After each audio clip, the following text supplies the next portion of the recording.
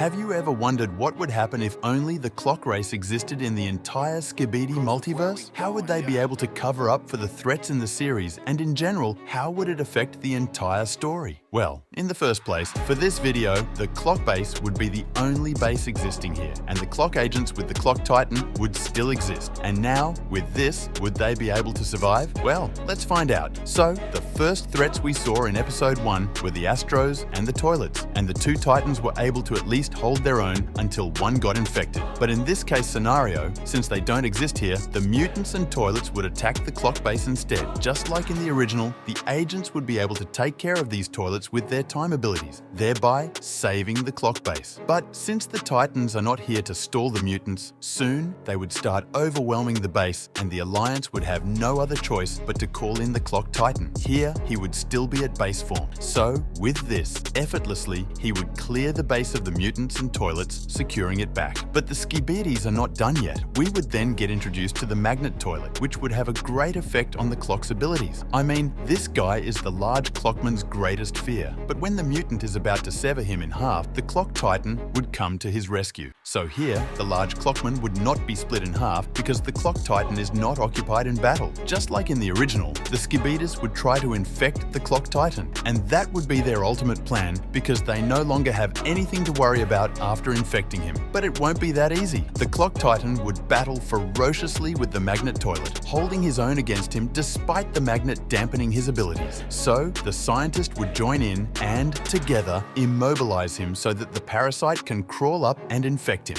But the Clock Titan's body armor is just too durable for the parasite to access him. Soon, the Clock Titan would be able to break free, and there, the magnet mutant would get smoked by the Clock Titan. As he goes for the scientist, he would teleport out of the battlefield. Notice here that the Alliance would not have to go for any rescue mission, unlike in the original story where a Titan got infected. With this, the Alliance would proceed to the next episodes. And here, since the other agents do not exist too, things would be a little bit rough for them, but they'll have to put in more work and be energy efficient, fighting strategically. The scientist would often pay them a visit and would still be bullied, having to retreat. So, with the full force of the clock race and their agents, with the Clock Titan, the Alliance would pretty much be fine. But the scientist is not giving up yet. He'll come up with a plan to ally with the Pennywise toilet. And yeah, you all saw how hard it was to take down these mutants in the original story. They are no joke. But basically, the drawback that the clock race would face would be the fact that they lack large agents. It's pretty much the large Clockman, or do they have a clock bouncer? If you've seen one, write it down in the comments. So, to cover up for this, the clock scientist would have a lot of work to do. We may have agents that would be upgraded to fight against large toilets and large mutants. Won't that be cool? Just like Striders in the OG series. Yeah, that would be pretty much nice. So,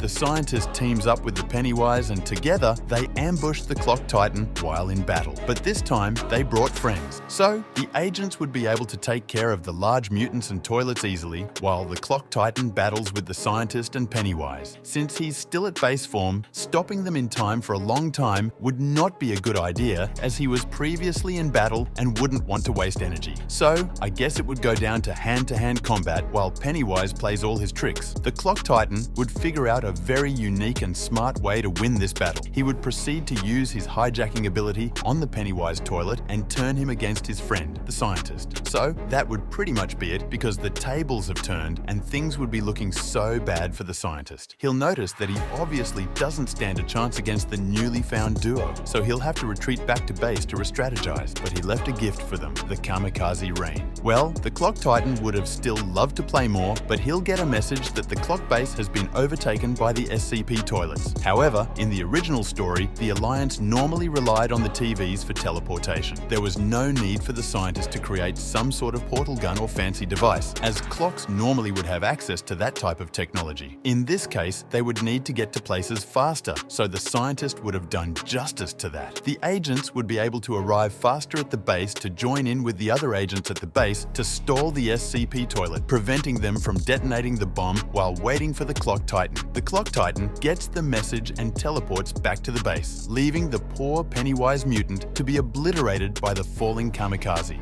While at the base, just in time, the Clock Titan would arrive there, and enraged by what he sees, he would go all out on the mutants, using his chrono destruction ability to fry all the mutants at the base and proceeds to squash down the SCP toilets, although taking some damage because obviously they would fight back, but it's no big deal. So now that the base has been secured and the Alliance is settled down, the Clock Titan would have to go for upgrades and repairs. As the only Titan, these upgrades would have to be as quick as possible so he can be readily available should an emergency arise. But the Skibidis are not done yet. They would be at one particular part of their base and are planning a nuclear attack on their base. I mean, how the heck did they get access to nukes? Well, there's always a snitch, so the information would, in no time, leak to the Alliance that they have been targeted. So they'll swing into action at the base, but this time with the full force of all the Clock agents, and due to the fact they have more hands on deck, they would be able to easily clear them, right? Yeah, so I guess the mutants would be taken care of by the Clock Striders, while the other agents would invade the base, thereby deactivating the nukes. The Skibidis are really giving the Alliance a hard time here, and no space to even breathe. So we would then get to see the Skibidis base, and their Alpha has already formed a partnership with the Skibidis. This would not be too good for the Alliance, and recently they don't even have a Titan. So Alpha would see this as an opportunity to attack the base. But since the Drill Titan and the Drill race doesn't exist here, Alpha would instead just want to take advantage of the fact that their Titan is still getting upgrades, although they would not have an idea where he's being upgraded, so she'll pay the Clock Boss a visit. And this visit would not be too warm, as she tears through the door with her purple orbs. Meanwhile, just like in the original, the future Clockman would have already given the order to the alarm Clockman, forcing it on him with some kind of hypnosis, saying that it was for the greater good. So the other agents would have to all retreat out of the Clock base to a secret location where they would all regroup to strategize. But unfortunately, the Clock Boss would meet his end in the hands of the alarm Clockman. This would not be too good for the Alliance, as the trauma from his death would affect them in battle. Meanwhile, the Skibidis would have taken total control of the Clock base, while the other agents run into hiding away from them. So with this, the agents would have to go on missions to attempt taking back the base, which would always not end up good, as they would be clearly outnumbered. Things would start looking very blurry for the Alliance, as they would have lost all hope in reclaiming the base. But their only hope would be the Clock Titan to get upgrades, so they'll have to stall long enough for him to get upgrades. After a long wait and hiding, finally, the Clock Titan's upgrades would be completed, and this would restore hope back to the Alliance. Together with the Clock Titan, they would go back on a mission to reclaim the base. The Skibidis would pose a resistance, with Skibidi scientists going on a full-on attack against the Clock Titan. But Alpha, seeing that the Clock Titan is back, would want to protect her territory. So she'll summon the Counter Titan